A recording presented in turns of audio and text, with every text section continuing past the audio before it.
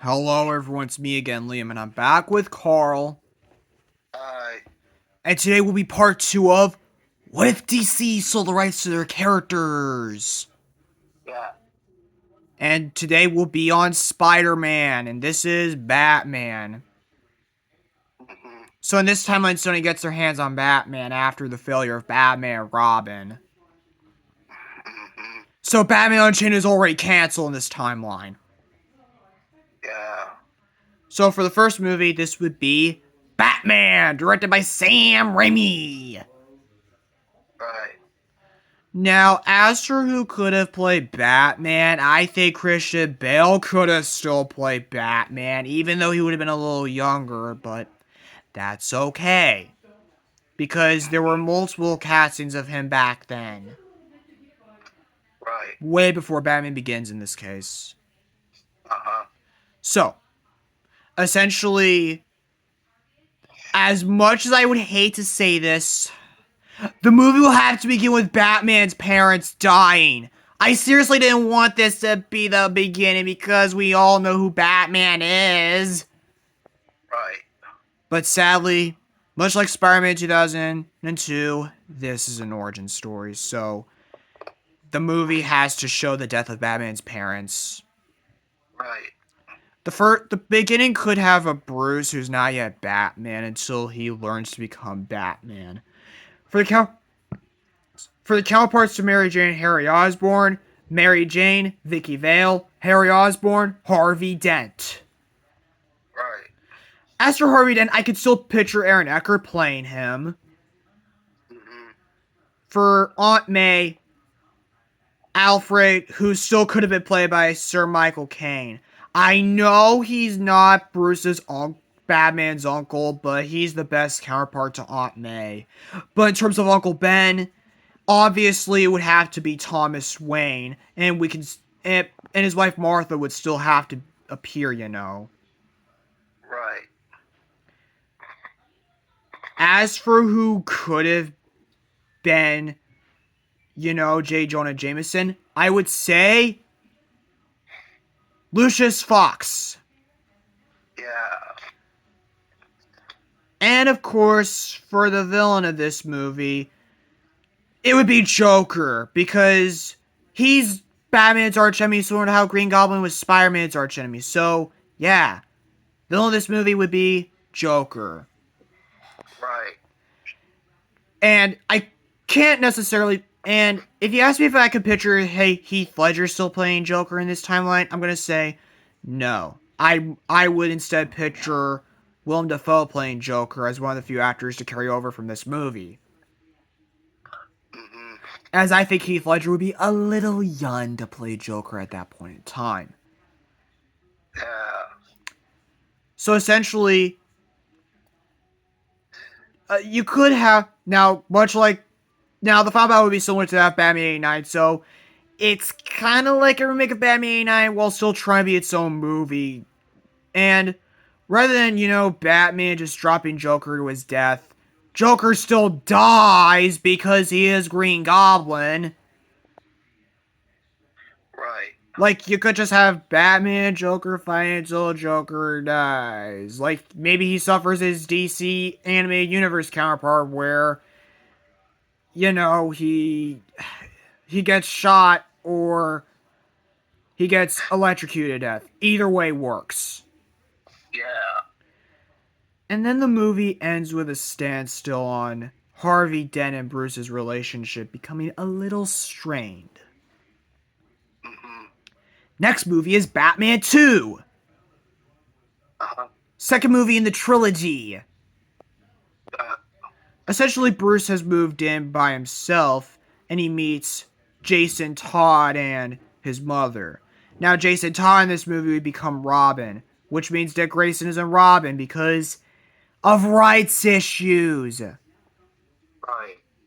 Now, in terms of the villain, this was a little tricky until it all made sense.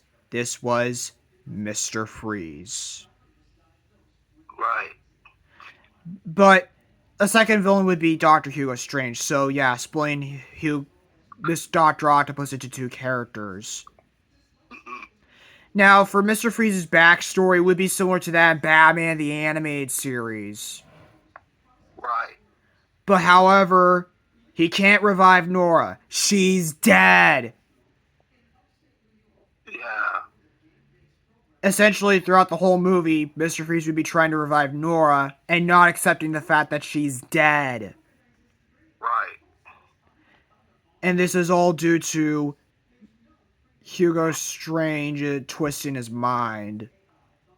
Mm-hmm.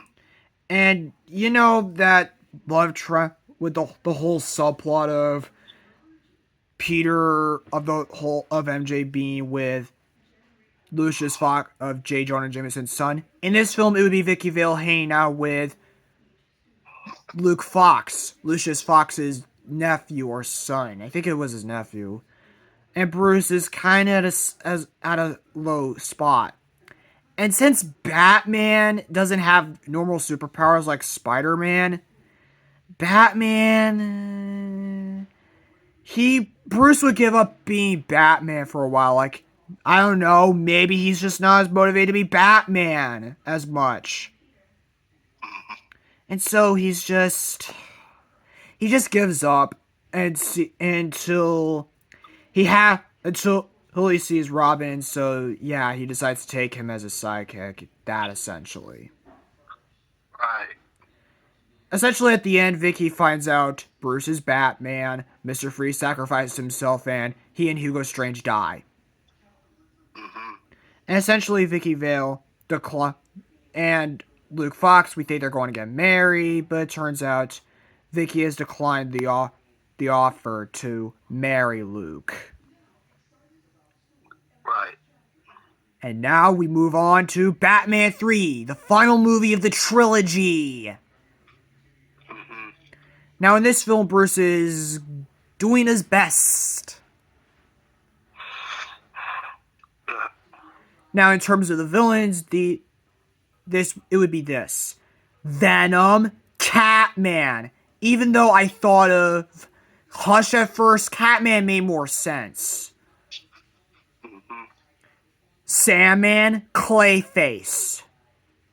Mm-hmm. Because it's obvious. Yeah. As for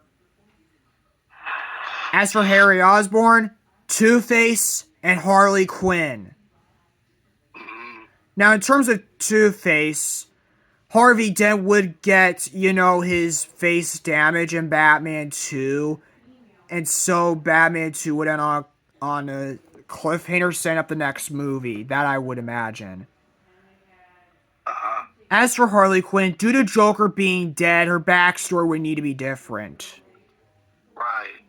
Like, rather than doing what Batman Unchained could have done by making her the Joker's daughter, I hate that! Me too. Because it's incestuous! It makes the relation from the comics incestuous. Right. Instead, she's just a fan of the Joker who... Essentially, Harley comes from a broken home. She idolized the Joker and wanted to be like him, and so she went insane. Right. And essentially, due to her not becoming evil because of the Joker and it was her own insanity, she is kind of like she's more so a deranged serial killer, similar to her Justice League Gods and Monsters counterpart. Right. And in terms of Gwen Stacy, this would be Julie Madison, Batman's first love interest in the comics. Right. Essentially, due to this having the black suit storyline, Batman would instead tap into his more darker side. Like, being more violent, that kind of thing. Similar to Batman v Superman. Right. But instead of killing his villains, he would just beat them worse, like in the Batman from 2022. Yeah. Right. Because I seriously cannot get I seriously did not like the idea of Batman killing his villains in Batman v Superman. Me neither. Because Batman doesn't kill his villains. That's not who he is. Right. I mean, I get he killed Joker and Penguin in the Tim Burton movies, but this was done because no one knew how to write Batman back then. Hmm. No one knew. They did. So he just becomes a bit more like Frank Miller's Batman with a mix of DCEU Batman, but beats his enemies worse. Right. Essentially, he would be with Julie, hits Vicky, and so he has to stop acting like this. Even Jason Todd's Robin would try to make him stop acting like this. Right. Now, due to this being the introduction of Gwen Stacy, we can introduce a love interest for Robin, Batgirl. Right. But she would be Jason Todd's love interest and not Dick Grayson's. Hmm. And we can also introduce James Gordon, who I think could have still been played by Gary Oldman. Right. And now we get to the final battle. Now, in terms of Clayface's backstory, before we get to the final battle, due to Clayface being a failed actor, rather than trying to help his sick daughter, he tries to help his family because they're poor. Right. And he got a job as an actor because he wants to be successful. He wants to make his family proud. Correct. But no, he is failing. Yes, he is. And so this makes him turn to a life of crime, like Sandman and Spider-Man 3. Right. And then when it comes to the final battle, it's like this. Vicky, Vale, and Julie get kidnapped by Catman, Clayface, and Harley. Batman would try to help Harvey Dent, but Harvey just doesn't listen. And so this leads to the final battle, where Batman, Robin, and Batgirl do their best to stop the three villains and save Vicky and Julie, but they don't want them to be killed. Right. Essentially, Harvey Dent does come. However, unfortunately, Two-Face dies. Right. Clayface would redeem and he would forgive Batman, but unlike Spider-Man, but Clayface would forgive Batman in the sense that he saved his family from being poor and so that kind of thing. Right. Whereas Harley Quinn and Catman, they would both get arrested. Yeah. And essentially the movie would have a bittersweet ending. Right. Which would go like this. A funeral is held for Harvey Dent and Bruce meets Vicky and then they don't get married, but instead they plan on rebuilding the relationship. Hmm. Now apparently this isn't what Sam Raimi would have wanted. Apparently his original idea would have been to have Clayface, Harley Quinn, and Two-Face, but rather than Catman, he wanted Firefly to be the villain, in which he decided to make a Batman 4 that introduces new characters such as Scarecrow, Firefly, and Catwoman. Right. However, Sam Raimi would leave the movie because he didn't like how the script was going and he was being too pushed by Sony. Hmm. He wanted to tell his story and Sony wanted to tell theirs, which was another clash of visions. Yeah. There would also be talks of turning Kirk Langstrom into Man-Bat, who would have been introduced in Batman 2 and returned in Batman 3. Hmm. But then again, he just leaves the movie regardless, which leads to Sony canceling Batman for any plans for a possible sequel trilogy in favor of a reboot called Batman Cape Crusader. Yeah. Now, I think Ben Affleck could have still played Batman. I think he still could have played Batman. Hmm. Now, in terms of Gwen Stacy, this would be Julie Madison, who would be Batman's love interest. Right. You can even introduce Barbara Gordon in this movie and have James Gordon, but seriously, do not have Batman, Batgirl, and Barbara be in a relationship. I hate those two together. Me too. Because Batman is way too old for Barbara. Also, just because they're bad people doesn't mean they should be a thing. Yeah. So, now where was I? Essentially, in terms of the villain, this would be Man Bat and Killer Croc. Right. Essentially, there would be this whole storyline involving involving Thomas and Martha Wayne, and Bruce discovering more about their past. Mm-hmm. And Alfred can even be involved with this storyline because he was friends with them before. Right. Now, essentially, James Gordon dies during the final battle because Man-Bat and Killer Croc plan on turning the entire city of Gotham into mutant animals. Right. Like Lizard in The Amazing Spider-Man. Mm-hmm. At the end, Batman stops the both of them. Essentially, there would be this after credit scene where both Man-Bat and Killer Croc are in prison, and they meet the man in the man in the darkness. Yeah. Kind of like the man in the shadows. Right. And then we have Batman Cape Crusader 2. Right.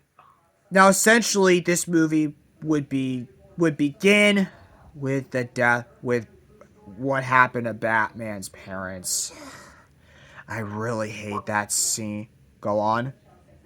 Me too.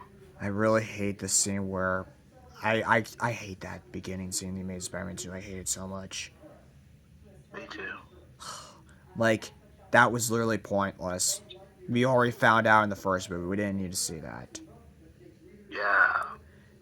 But then again, it's just how the story's going. Essentially shows how Batman's parents die, and this scene would get a bunch of hate because we all know who Batman is.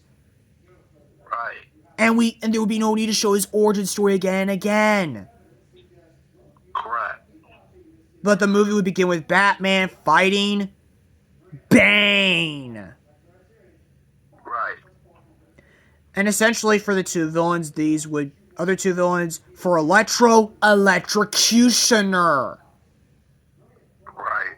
As for Green Goblin, Harvey Dent, and Joker. Right.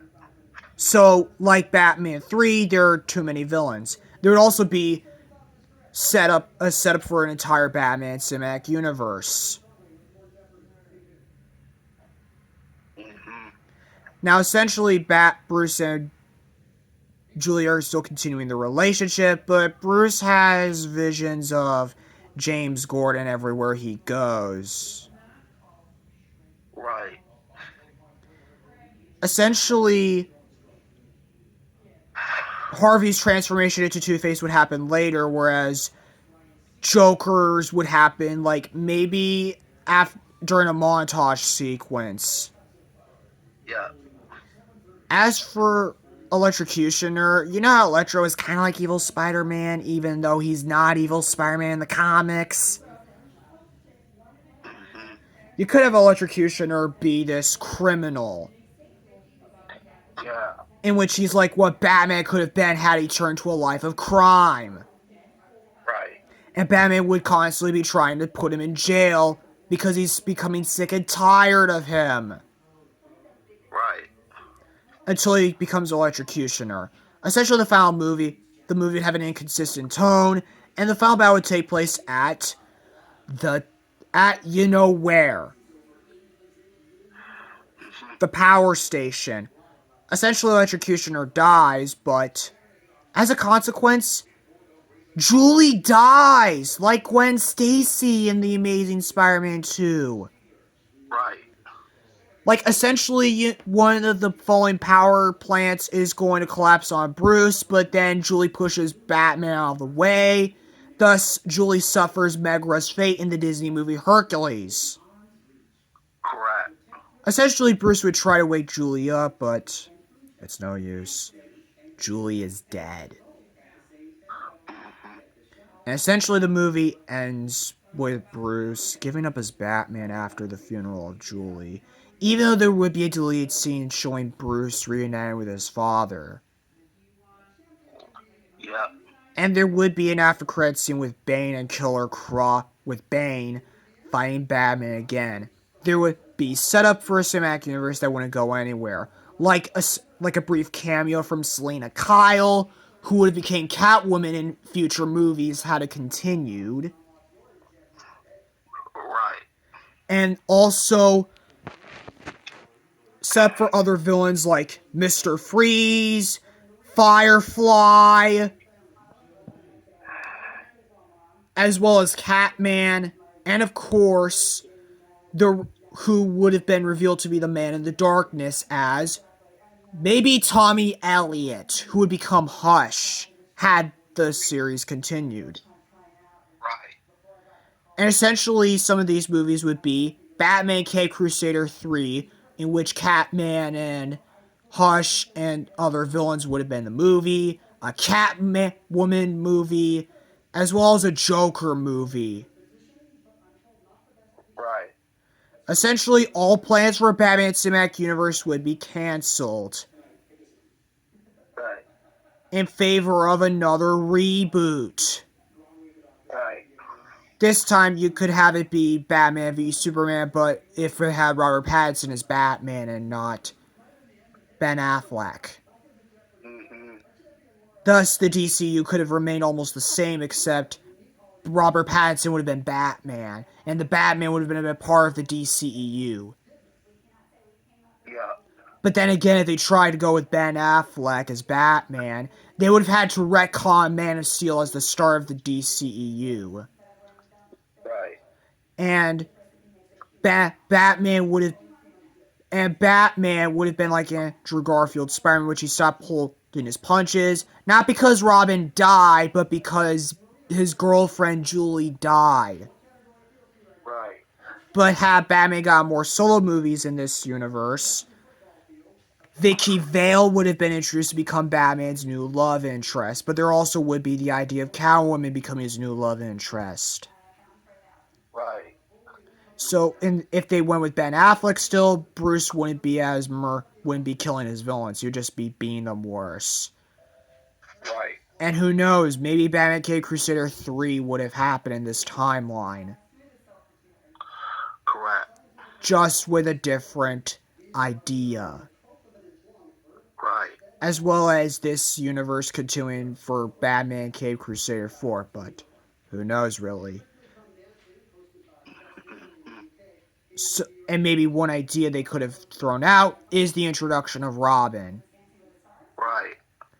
But that's What If DC Sold the Rights to Their Characters Part 2. Mm-hmm. Stay tuned for Part 3, which I have yet to decide to be the Fantastic Four counterpart. Oh, and of course, today I just heard that Mufasa, the Lion King, and Sonic 3 just came out. So stay tuned for something about Sonic and Lion King this month. Anyways, bye.